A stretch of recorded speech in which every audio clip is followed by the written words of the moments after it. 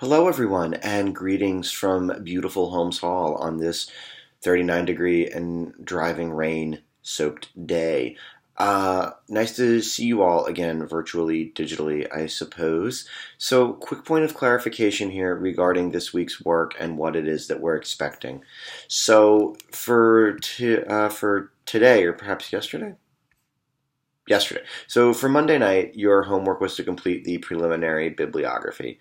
And just like it says in the schedule for the course, the main aim of the preliminary bibliography is to get you to think about all the different ways writing is used within your field and or future profession. So to put it bluntly, it's kind of about familiarizing yourself with what you already know. Just like the learning styles quiz that we took at the beginning of the term, this is an assignment that's very much about familiarizing ourselves with how do people just in the world talk about our fields. So if you're in design, what comes up? So glancing through your preliminary bibliographies, for instance, one of the things that I noticed was many of you actually seem to have primary sources. By that I mean early search results, which is better use of that term there, that were articles.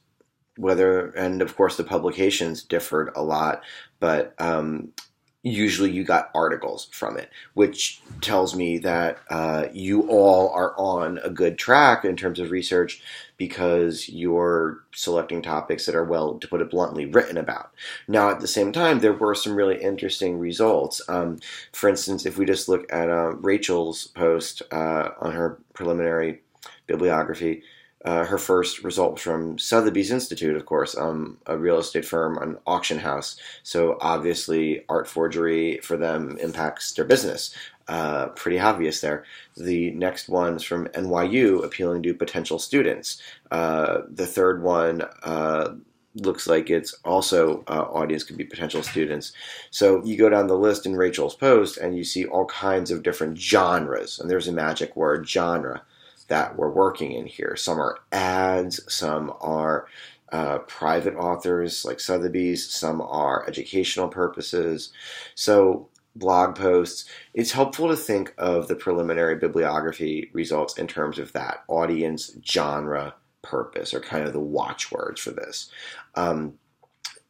Another way to say this would be the results from this from the preliminary bibliography tell you a lot about the public audience, and some of you did a really nice job of noting who some of these articles tried to appeal to, why they might be interested in it, and I thought that that was a really helpful observation to make. Others of you focused a little bit less on that and a little more on summarizing the kind of contents on the whole of what you found, whether they were factual, whether they were opinion-based, argument-driven. So those are different approaches to the assignment. Again, the primary purpose there is purpose, audience, genre, but as long as you're taking something from it about how the topic is discussed, you are going down the right path. So one of the reasons for this is not just to take stock of what we know, but to activate that knowledge. We know now what we know, but what do we do with it? What does that mean? How is it helpful? All challenging questions. Well, where it really comes into play is, and I realize that I'm looking at myself in the bottom of my screen, so I look like I'm looking at something here. I'll move the photo booth app up right under my webcam, so I'm making eye contact with you now. What we really want to do here is when we get to the peer-reviewed bibliography, which is your next assignment, we're switching focus. We're no longer reading documents that have a primary audience of public people, but we're now looking at documents that will primarily be appealing to scholars, professionals, researchers, hence the shift from Google to the library. Now, this part of this is a naked appeal for you to use the library resources. You're paying for them already, so I do recommend you use them, and they are quite expensive, actually, access to these journals and the like. So, that's one case for it. The other case for it is that the kind of work we're going to be doing requires a level of specificity and focus that is really only found in academic and scholarly, sometimes professional work. So that's why we're shifting here. Big thing to note about the peer-reviewed bibliography. The ABCD under due Wednesday, January 24th by 11:59. Those are all to be answered quite, straightforward, I think. But they're technical questions primarily, asking you about databases, asking about search engines, asking about search terms. Those are all the kind of nuts and bolts, the logistic of what you're actually using to search. And that goes beyond just queries. It goes into filters you can use. This is why we looked through the AWD resource guide earlier. It goes to search filters like peer-reviewed articles only, full text online, selected date range that might be appropriate. I would suggest things that are maybe from, the last 10 years or so anyway. Even more recent is usually better. So how exactly are you manipulating Scholar OneSearch, Academic Search Premier? How are you manipulating these search tools to best suit your needs? Beyond that, if you get a little more adventurous, you can live dangerously, and you can go to the e-journal finder through the library, and you can sort by subject there, which is helpful. You also, in the e-journal finder, can just search for keyword. So if you are interested in women in music, for instance, you can search for key terms, women music, and see if any journal titles pop up. You would be amazed at the specificity of academic journals that exist. So a lot of times it can be more helpful almost to just browse a collection than it is to go searching for exactly what you want. It's like dating. All kidding aside, though, do really play around with the library sources here to figure out what you can find. Now, of course, the other important thing about the peer-reviewed bibliography is that the sources at this point have to be peer-reviewed. That's right. So the easiest way to ensure that is to use the search engine filter on the left-hand side of Scholar OneSearch results in the library database. So after you've searched, go over there, full text online, peer-reviewed, and set a date range that's pretty recent. Like I said, last 10 years or so is great. If it's a little older, that's probably okay, but more recent is usually better. So use these filters to really narrow what you get, make sure that it's recent. And the thing with peer review, the reason we do that, this is a longer lecture than I really meant to get into today, so I'll leave it at this. Peer review, the way we tend to think of it, is often confused with peer editing. So if we were sitting in a real live classroom next to each other in the basement of Snell or on the fourth floor of Ryder or something like that, I might ask you to bring hard copies of your paper to class for a peer review. And I would have some instructions, and you would have to do things like identify the focuses of paragraphs, does supporting evidence relate back to the main argument, yada yada. But along the way, something that we're just kind of trained to do by virtue of our schooling is comma error, run-on sentence, verb choice error, passive voice, subject-verb disagreement, things like that, mechanical, grammatical mistakes. That's all important to point out and to fix, but that's not really peer review. That's editing. And while it's helpful to have that outside perspective on it, that's ultimately your responsibility as a writer to do. And we can show you how to do it, but it's something that you have to do on your own at the end of the day. With peer review, it's really about reading for quality. So in a peer-reviewed journal, for instance, what will happen is this. There will be a strict style guide for what types of articles to submit, what types of citation formats to use, how long it should be, what materials to include, if you need permissions for any images, things of that nature. And then what will happen is you'll submit it to the journal, and the editor will recruit special readers to review the material and approve it or not for publication. So what will happen is usually there will be 3 experts in a field. So for instance, my own expertise is in early American literature. So say that I was on the board for a preeminent journal like Early American Literature. Shock, I know, there's a journal titled that. And specifically, my own dissertation research focuses on economy in early America and how different economic ideas impacted different writing genre styles and different genres, particularly takes on political tracks and histories. So someone writes about something related to that. The editor might take all of the identifying information off the submission, send it to me and say, Max, you're an expert in this field. Tell me if this is worth publishing. And I'll go ahead and I'll read it. It usually takes a long time. And I'll write a detailed feedback letter to the submitter, and they'll get that feedback letter, and I can make one of three decisions: publish, don't publish, or revise and resubmit, which is usually what's given. So revise and resubmit, of course, means, well, it's not there yet, but here's what you should do. And then the person resubmits it, and usually it gets published eventually. So at any rate, there's three reviewers because, well, there starts with two. If they don't agree, there's a third.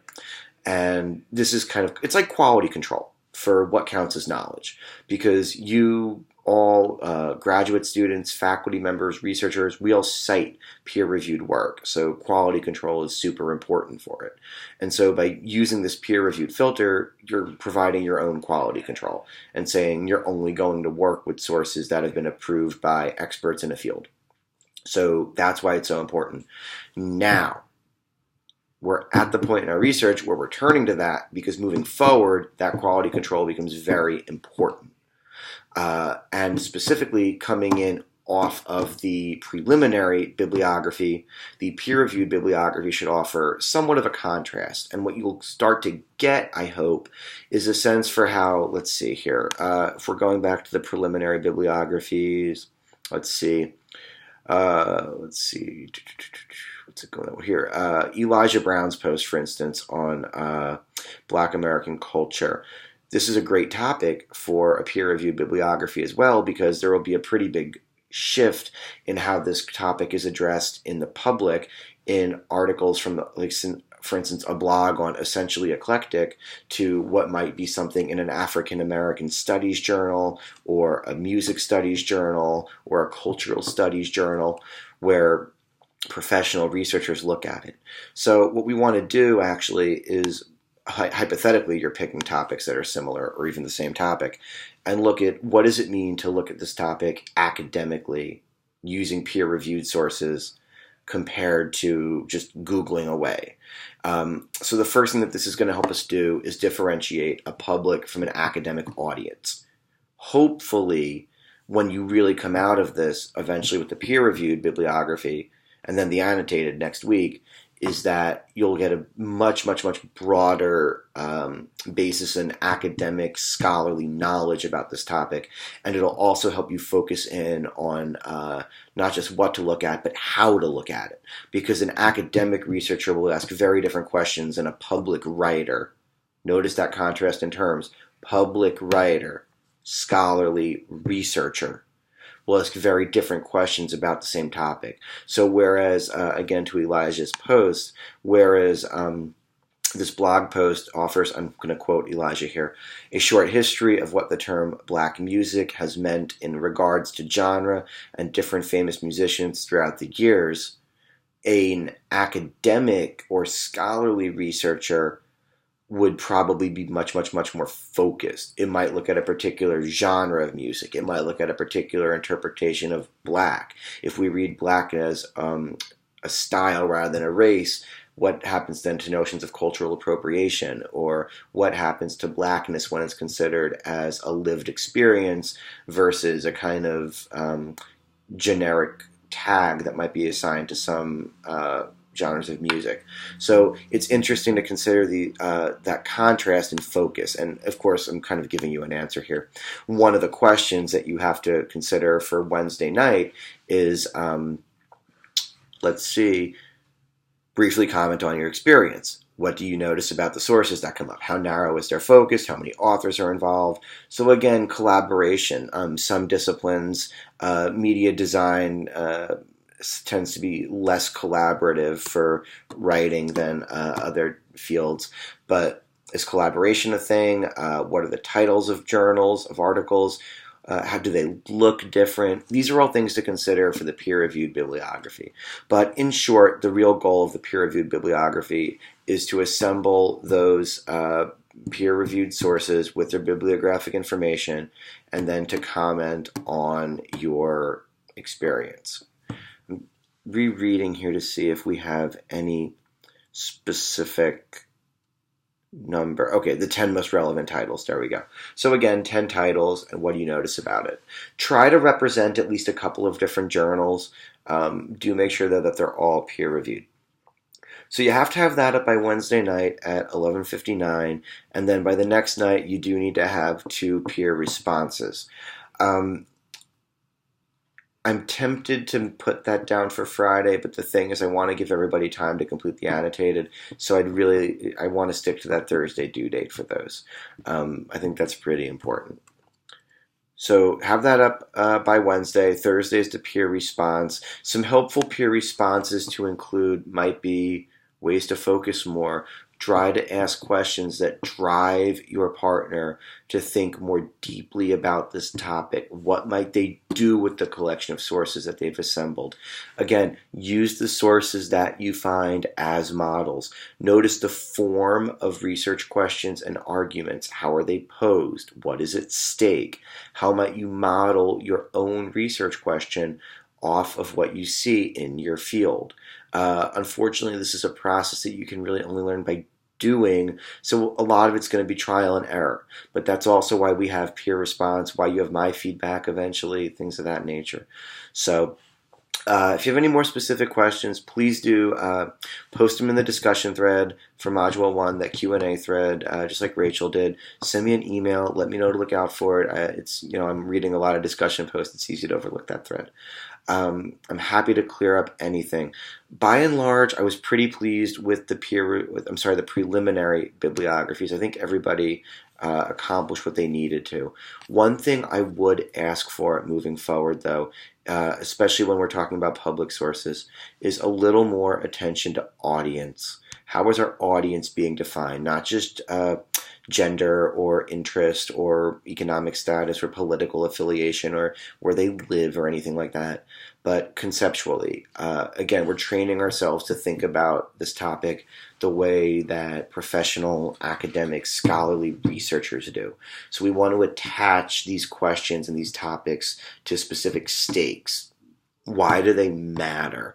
And that's really related to audience, publication, and genre, the big things that you want to note. Of course, that's going to be redundant with the scholarly and academic stuff, as you'll see, because scholarly writing and academic research exists to produce knowledge.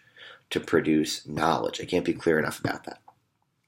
So again, any questions, shoot me an email, give me a post. Happy to clarify things for you. I hope this was helpful. I look forward to continuing to read all of your work. Thanks a lot and have a good one.